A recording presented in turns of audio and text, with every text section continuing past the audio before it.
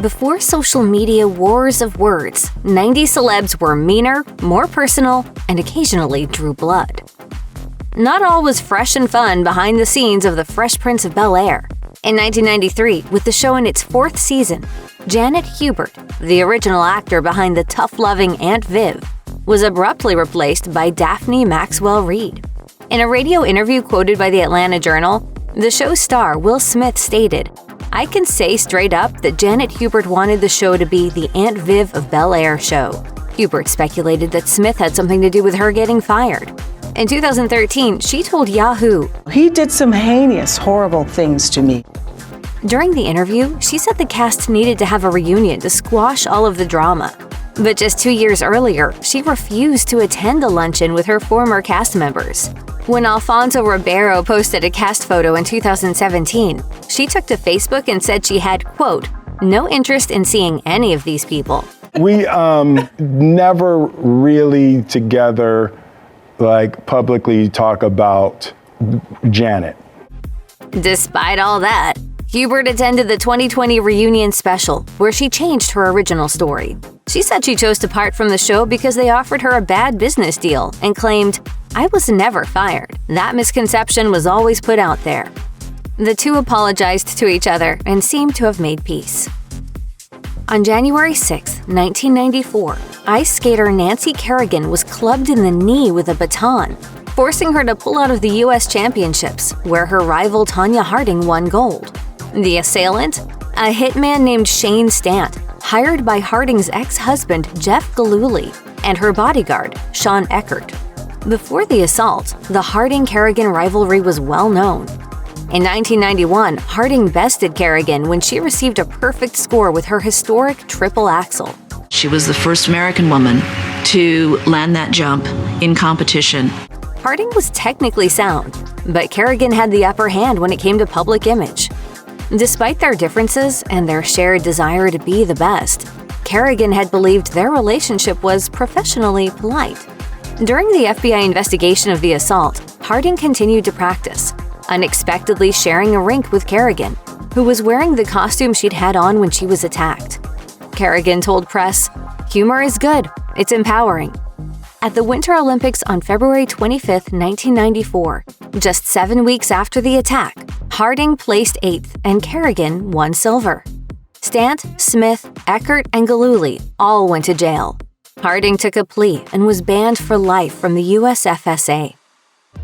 French Vogue's first black cover girl, Naomi Campbell, had been walking runways, posing for magazines, and blazing new territory for black women in the world of modeling since her teens. But a new, young, beautiful black model soon came on the scene. By age 17, Tyra Banks was signed to Elite Model Management and traveled to Paris, where she booked show after show.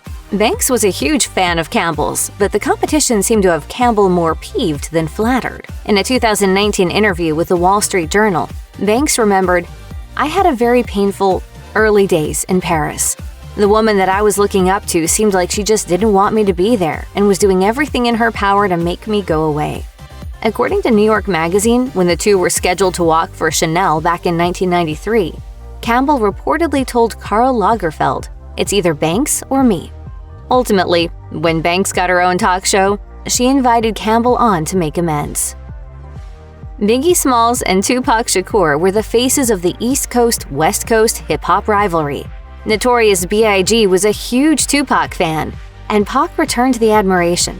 But in November 1994, Tupac was robbed and shot at Quad Recording Studios, while Smalls was recording for Bad Boy Records upstairs. And Pac was convinced Smalls was involved. I had nothing to do with that. It just happened to be a coincidence that he was in the studio. In December, while Pac was serving 18 months in prison, Smalls released the diss track, "Who Shot Ya?" Smalls was adamant that the track was written long before the shooting and had nothing to do with Tupac, but the timing of its release was awkward. In '95, Tupac joined Suge Knight's West Coast label Death Row Records, and East Coast's Bad Boy became their official enemy. All these weak rappers, Nas, all these suckers, they battling off of East and West like this is a game. This ain't no game. After he got out on bond, he released his own diss tracks, including Hit 'Em Up, where he threatened Smalls. To make matters worse, Pac was spotted with Smalls' estranged wife, singer Faith Evans, who he claimed to have slept with. And although Smalls denied any beef with his former friend, he never reached out to set the record straight. When Shakur was killed in '96, fans blamed the East Coast. But Smalls didn't want that. He said in an interview with BET, "One man against one man made a whole West Coast hate a whole East Coast. I gotta be the one to flip it." He never got the chance. Smalls was killed 6 months after Shakur. Although the Charmed sisters were good witches, off-screen, there was bad blood between them. 90210 alum Shannon Doherty was already known for being difficult to work with when she took the role of eldest sister, Prue, in 1998. Her 90210 co-stars, Jenny Garth and Tori Spelling, both had negative things to say about her. But it was Alyssa Milano who played the youngest sister, Phoebe, whom Doherty really feuded with. So you'd rather have a tense reunion filled with boring chit-chat and unimportant small talk? No, but otherwise we won't have anything to talk about. The two butted heads enough that Doherty decided to leave Charmed in its 3rd season. In 2001, Doherty told Entertainment Tonight, "There was too much drama on the set and not enough passion for the work." Milano confirmed the two didn't get along. She told E! News, "There were times when I'd come in and say, 'Good morning, Shannon,' and she didn't say anything to me. And there were times when she'd come in and say, 'Good morning, Alyssa,' and I wouldn't say anything to her." In 2021, Milano took some responsibility for their feuding, sharing with Entertainment Tonight, "I think a lot of our struggle came from feeling that I was in competition rather than it being that sisterhood that the show was so much about. And I have some guilt about my part in that." How is your relationship now? I would say we are cordial. Sounds like sisters, all right. Behind the scenes of the 1999 football film Any Given Sunday, there was a real brawl between co-stars LL Cool J and Jamie Foxx. The two played rivals on screen, but they took it off screen as well.